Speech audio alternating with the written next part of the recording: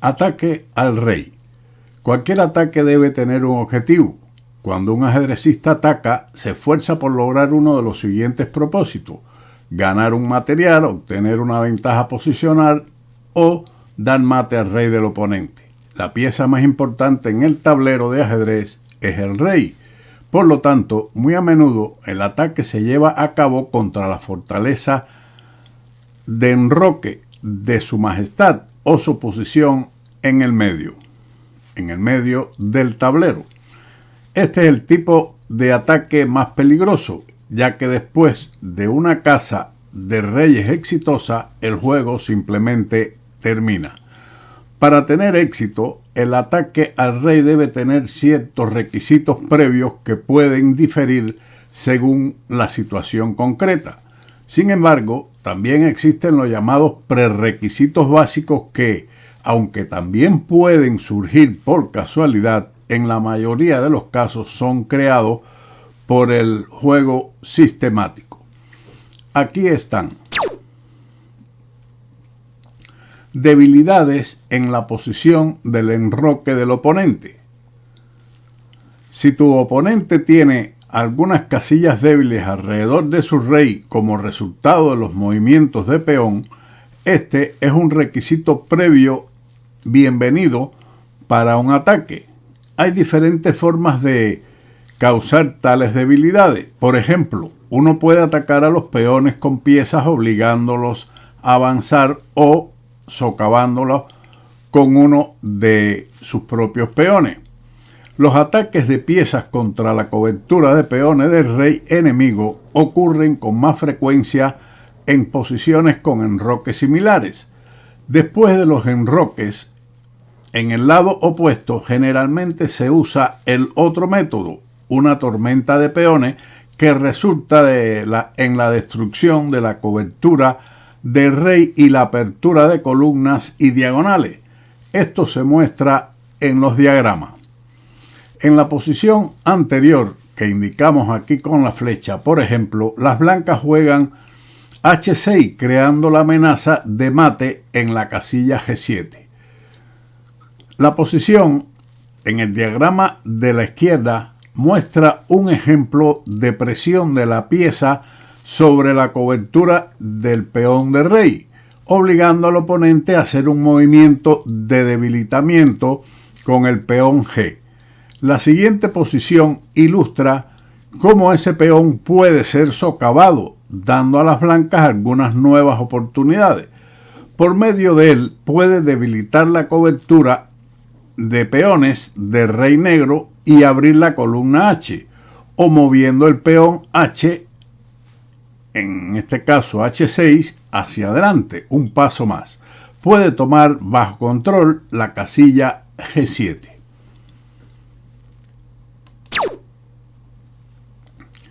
Dos. Falta de protección de la pieza del rey del oponente u oportunidad de alejar a los defensores. Si la cobertura del peón del rey no está protegida por piezas, puede debilitarse o destruirse fácilmente. Con este propósito, el atacante a veces incluso decide sacrificar la pieza o peones. En la posición, las negras sacrifican los alfiles, los dos, para destruir la cobertura de peones del rey blanco y llevan a cabo un ataque de mate. Sin embargo, para tener éxito en un sacrificio tan destructivo, debe prepararse de antemano. Necesitas concentrar tus fuerzas en el flanco donde está planeado el ataque. Cuantas más piezas miren el bastión del rey enemigo, más posibilidades de éxito. Si el rey del oponente está custodiado por piezas antes de comenzar un ataque, se debe pensar en cómo alejarlas de su posición. 3. Oportunidad de incluir las piezas pesadas en el ataque. Si no hay columnas o filas abiertas o semiabiertas en el flanco donde se planea el ataque, es muy importante proporcionar rutas seguras para el traslado de sus piezas pesadas. En posiciones con enroque en el mismo lado, esto suele suceder a lo largo de la tercera fila, como se muestra en el diagrama siguiente. En posiciones con enroques en lados opuestos, las torres se unen al ataque generalmente después de una tormenta de peones. 4. Oportunidad de lanzar una ofensiva de peones. En la etapa inicial del ataque, los peones son la herramienta más efectiva. Una ofensiva de peones permite cumplir varias tareas simultáneamente. 1. Alejar las piezas del oponente que están protegiendo a su rey. 2. Destruir la cobertura de peones del rey. 3. Romper filas y diagonales para piezas pesadas y alfiles. Estos son algunos ejemplos. En esta posición, las blancas llevan a cabo una tormenta de peones en el flanco del rey, cuyas ideas principales son ahuyentar a las piezas enemigas, intercambiar peones que cubren a su rey y abrir una o dos columnas para asestar el golpe decisivo con las piezas pesadas. 4. Oportunidad de lanzar una ofensiva de peones. En este ejemplo, demuestra el papel del peón H para abrir una diagonal para el alfil y la dama. Como ves, no solo la tormenta de peones, es decir, un enfoque con varios peones, puede ser efectiva, sino también una ofensiva con un solo peón. Las tormentas de peones generalmente se llevan a cabo en posiciones después del enroque del lado opuesto, al igual que los ataques con un solo peón.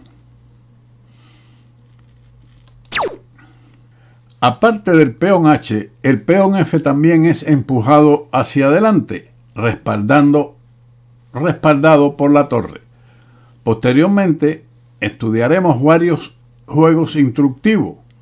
A la hora de estudiarlo, preste especial atención a otro factor muy importante, el tiempo. Un ataque debe llevarse a cabo de forma rápida y resuelta. Cualquier retraso puede costarle caro. Cualquier retraso puede costarte caro, especialmente en posiciones con enroques en lados opuestos, cuando atacas por un lado y tu oponente por el otro. Una vez visto los esquemas anteriores, vamos a estudiar una partida en esta oportunidad para concretar una de las partes estudiadas en lo visto anteriormente. En otros vídeos mostraremos otros ejemplos donde también tienen coincidencia esos criterios estudiados con las mismas. Esta partida entre Polugayevsky y Antochin en la ciudad de Leningrado en 1956 comenzó con los movimientos D4, caballo F6, C4, E6, caballo F3, D5, E3, alfil E7, caballo C3, enroque, alfil D3, D por C4, alfil por C4. El negro continuó con C5, enroque, A6, A3, B5, alfil A2, alfil B7, dama E2, caballo de B a D7, torre D1, C por D4 y E por D4. Se ha producido una posición típica con un peón central aislado. El negro siguió con caballo B6 poniendo más control sobre la casilla D5, pero al mismo tiempo descuida la casilla E5, que es rápidamente aprovechado por el blanco para saltar con su caballo a E5, y las negras responden caballo de B a D5. Las negras bloquean firmemente el peón de D4 y la casilla D5 es una buena base para sus piezas. Por otro lado, las blancas tienen un caballo muy bien colocado en E5 y están a punto de usar su peón aislado para crear una fortaleza en el centro. Debería encontrar un plan de juego que permitiera a su caballo centralizado participar en el ataque. Además, las blancas tienen una cierta ventaja de espacio. Peón en D4 frena al peón de E6. Pero como no hay debilidades en la posición de las negras, las posibilidades son prácticamente iguales para ambos jugadores. Las blancas continuaron con torre D3. Una maniobra típica de tales posiciones. La torre se dirige hacia el flanco del rey, ya sea a G3 o H3. El negro respondió con torre C8, torre H3, dama B6. Un error. Las negras no deberían haber permitido que su caballo de F6 fuera expulsado, ya que esto permite a las blancas transferir su dama a la columna H. Las negras tenían una buena manera de continuar, como mostraremos a continuación. En lugar del traslado de la dama a B6, el cambio caballo por C3, B por C3. Este tipo de calidad de peones se juega con frecuencia en posiciones o aparece con frecuencia en posiciones del peón de dama aislado. Ahora el peón de D4 ya no está solo, sino que aparece otra debilidad, el peón de C3. Además, la casilla C4 puede estar ocupada por piezas negras. Preste atención al hecho de que no se ve cómo las blancas puedan organizar un ataque después de la jugada alfil E4, mientras que sus debilidades en el flanco de dama son bastante conspicuas y las negras pueden aumentar la presión de muchas maneras. Sobre alfil B1, las negras pueden jugar incluso en este momento la retirada alfil G6 y el alfil negro ocupa una buena posición aquí. Después de dama B6, las blancas continuaron con caballo por D5, alfil por D5, alfil por D5, caballo por D5 y dama H5. Las blancas hacen uso de la ausencia del caballo de F6 y llevan la dama a su flanco, al flanco del rey, para amenazar directamente mate en H7. Las negras lógicamente se defienden con el retroceso caballo F6, dama H4, torre de F a D8, alfil E3, dama C7 y torre G3, creando la amenaza de sacrificio de la torre en G7, que puede ser mortal. En lugar de torre G3, las negras detienen la amenaza caballo G4, ya que ahora se puede defender el ala del rey con dama C2 y la dama defiende directamente la casilla H7 y el negro no tendría problemas con su enroque. Por esa razón, las blancas decidieron, en lugar de caballo G4, ubicar la torre en G3 con dicha amenaza sobre G7. Caballo E8 defendiendo el peón de G7, dama H5. Otra amenaza, mantener la iniciativa siempre es importante. Se amenaza dama por F7, que ahora es defendido con la dama retirando el alfil a F8, torre E1, torre D5. Probablemente la mejor defensa aquí era el movimiento del peón a F6, desalojando definitivamente el molesto caballo de E5.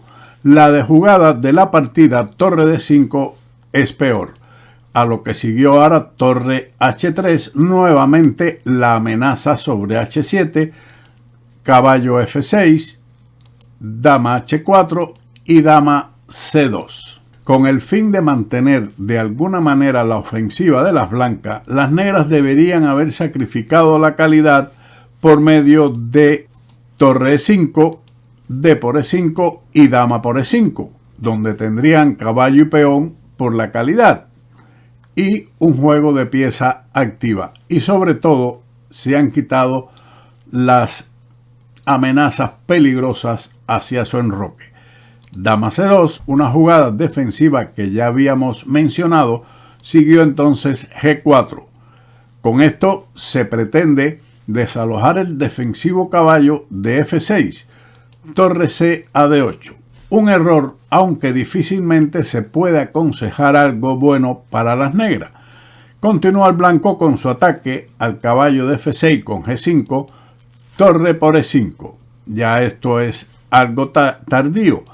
Veamos, otra alternativa, caballo E8, es respondido con la fuerte jugada G6, que amenaza los peones de F7 y H7, directamente H7 con mate, puesto que se obstruye la actividad de la dama de C2 sobre dicha casilla. Tras la jugada torre por E5, D por E5, caballo E8 y nuevamente G6, una jugada intermedia que amenaza mate en H7 y la torre de D8. Dama por G6 jaque, torre G3 y dama D3. Parece que las negras han defendido todo, su torre de H8 y el mate en H7, pero ahora surge la jugada alfil G5, donde se ataca de forma descubierta a la dama de D3 y a la torre directamente con el alfil, que está la torre en D8.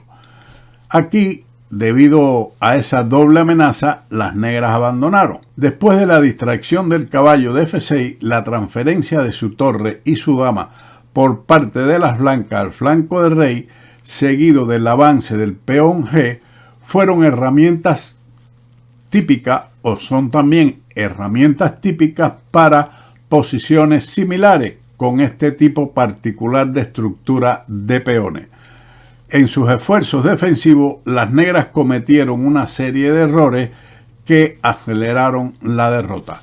Espero que este vídeo, esta partida concretamente y las explicaciones previas sirvan de ayuda para comprender en sentido general estos temas de ataques contra el enroque enemigo.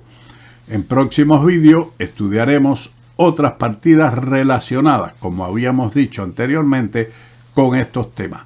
Sin más, espero que hayan disfrutado de esta partida, de este vídeo, y como siempre nos veremos en otro de Ajedrez con Bowdy. ¡Chao!